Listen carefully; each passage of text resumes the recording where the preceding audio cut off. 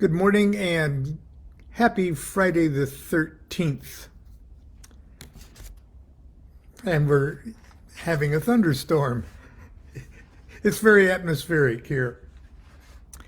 Today we're continuing with the supplemental material that Crowley included in the Book of Thoth concerning a handful of the tarot trumps. And we've read an excerpt that he wanted us to read from the little essays toward truth concerning the fool and the vision and the voice. And let's see what else. And Liber Aleph. So he's giving us a sort of a sampler of previous visionary works from his from Crowley's own past initiatory visions. And now we're finished with the Fool, which had a lot of different things that he was hoping that we would appreciate or use for further meditation. And now we're on the Magus. Now, just to remind you, the Magus, or the Magician card, is the sphere, well, won't say the sphere, but it's associated with Mercury and the Hebrew letter Bet, okay, which means house. Now, this is the Mercury card that Crowley finally approved for the Thoth Tarot.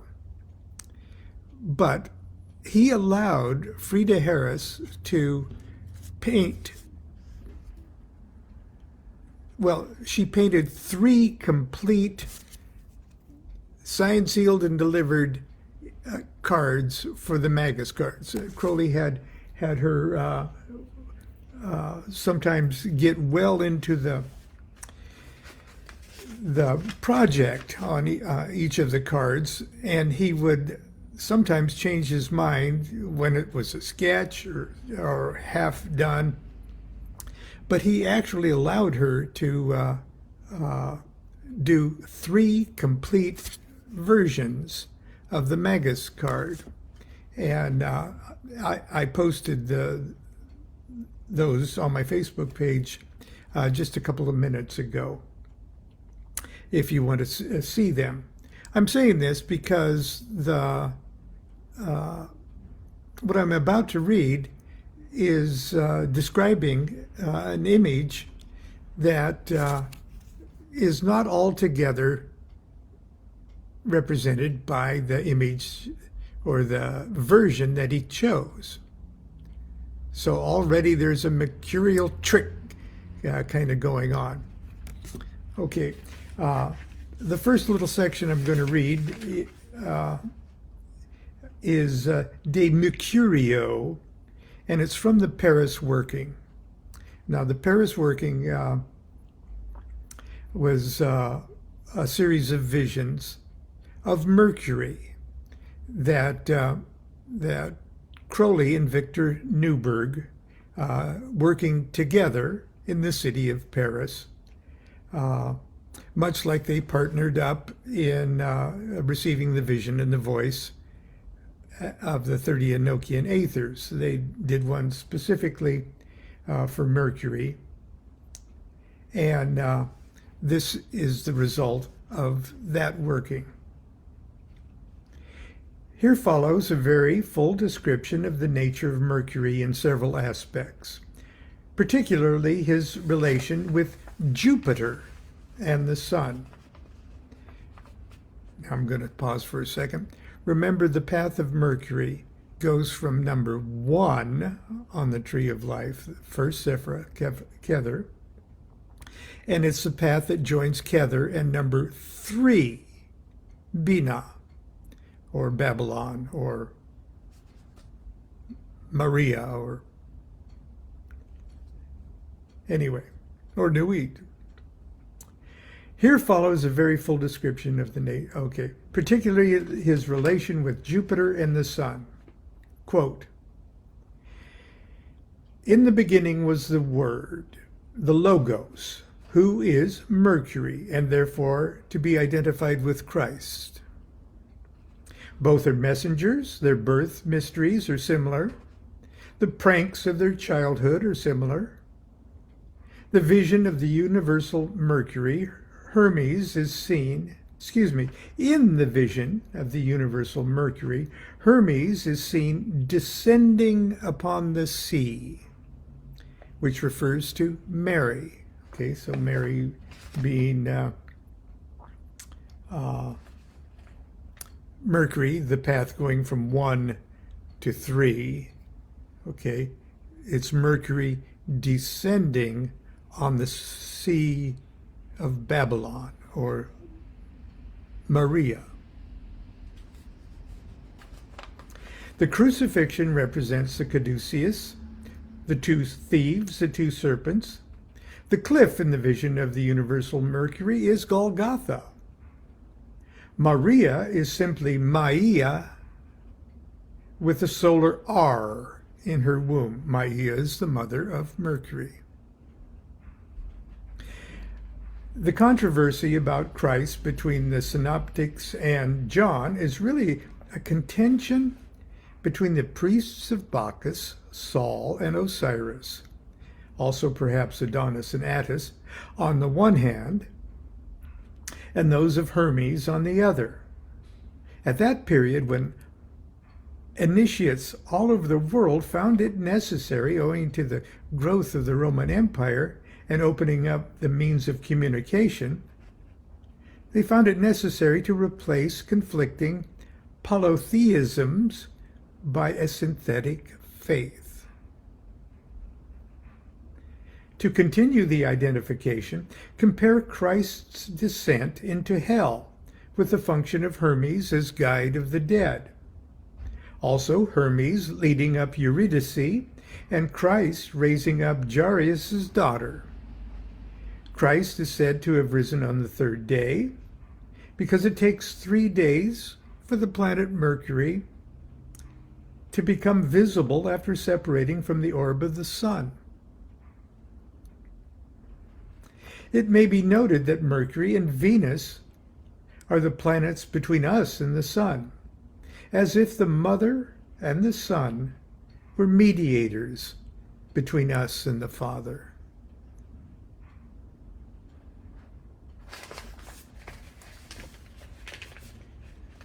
It gets scary when it starts to make sense. Note Christ as the healer, and also his own expression, "The Son of Man cometh as a thief in the night." Also this scripture in Matthew, "For as the lightning cometh out of the east and shineth even unto the west, so shall the coming of the Son of Man be." Note also Christ's relation with the money changers, his frequent parables, and the fact that his first disciple was a publican, or a tax collector. Note also Mercury is the deliverer of Prometheus. One half of the fish symbol is also common to Christ, Mercury. The fish are sacred to Mercury, owing presumably to their quality of movement and cold-bloodedness. Many of Christ's disciples were fishermen, and he was always doing miracles connected with fish. Note also, Christ is the mediator. "No man cometh to the Father but by me." And Mercury as, if we place Mercury as Hokmah, "Through whom alone can we approach Kether." We approach one from two. Okay.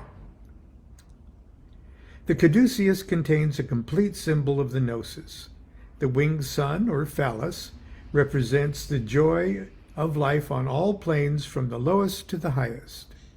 The serpents, besides being active and passive, Horus and Osiris, and all their other well-known attributions, are those qualities of the eagle and lion, respectively, of which we know but do not speak. Well, Lon can speak with his digression. The eagle and lion are the alchemical symbols that are represented in the human physical bodies as the female eagle and lion and male lion sexual contributions.